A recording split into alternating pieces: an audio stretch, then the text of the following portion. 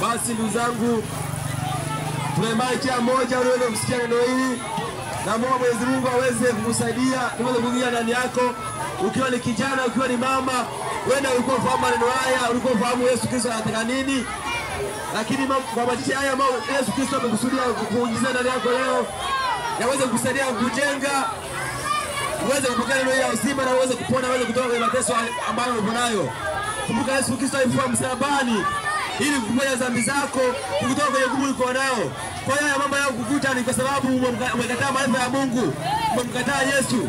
Ndio maana shetani anakupelekesha. Ndio maana shetani anakufanya kama anavyotaka. Anakumuuza umekuwa mtumwa wake. Ni kwa sababu umekataa maarifa ya Mungu. Kwa sababu umekataa maarifa ya Yesu Kristo. Basi inua mkono wako niweze kukuombea. Niweze kukuanza kuondoka salama. Asante Yesu, asante Baba Mwokozi, asante kwa neema, kutupa neema jioni ya leo kwa kuweza kufika mahali hapa Bwana Yesu. Tunakushukuru Baba uliye hai. Tunakuomba Bwana Yesu, ukamsaidie kila mmoja haliweza kusikia neno hili, iweze kuingia ndani yake, iweze kumjenga, haweze kulifanyia kazi. Baba uliye kweli, Baba mtakatifu, Baba neema na neema, na kuomba wabariki hao watoto wote wanaosikiza neno hili, watu wazima wanaosikiza neno hili, baba, mama, kijana wanaosikiza neno hili, uweze kumsaidia uweze kuingia ndani yake na uweze kulifanyia kazi. Na kuomba nguvu zako Roho Mtakatifu iweze kuingia kumfungua moyo wake, aweze kulipokea na aweze kuliishi ili uweze kumwokoa Bwana.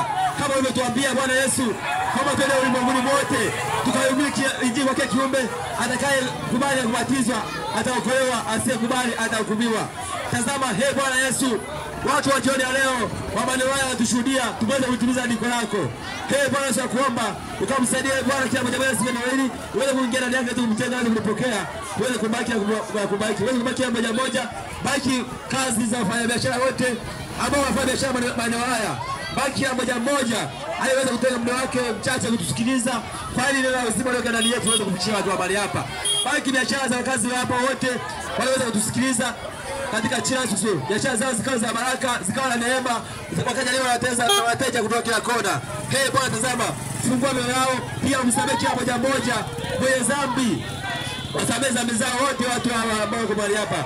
Baba, tunakuomba katika jina la kushukuru. Tunakuomba sisi pia uzikutia nguvu. Katika kufanya kazi yako, tuzifanye kwa neema yako na tunaomba wabili kubadilika. Pia tunaomba leo kurejea nyumbani, ukatusaidie Bwana Yesu, wewe ukatutangulia, uweze Roho Mtakatifu na kutuongoza kufika nyumbani salama. Tunaomba hivyo kushukuru Baba katika jina la Yesu Kristo. Amen. Watumishi wa Mungu, watu wa Mungu, sisi ni watumishi wa Mungu kutoka kikosi kazi cha Injili Tanzania.